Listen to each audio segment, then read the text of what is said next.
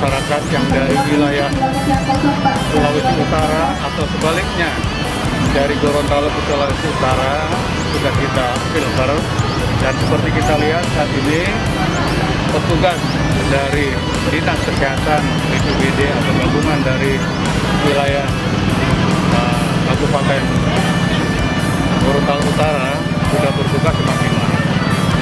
Kalau di sini semuanya kita dari Polda saja 20. Polda 20 ada gabungan juga dari Satpol PP, dari Koramil, dari BPBD, dan dari Pemkab setempat. Jadi kurang lebih kalau kita gabung semuanya kurang lebih 30, tapi itu diatur secara bergantian. Sehingga wilayah Gorontalo pada khususnya dan wilayah Indonesia pada umumnya bisa cepat selesai wabah virus corona.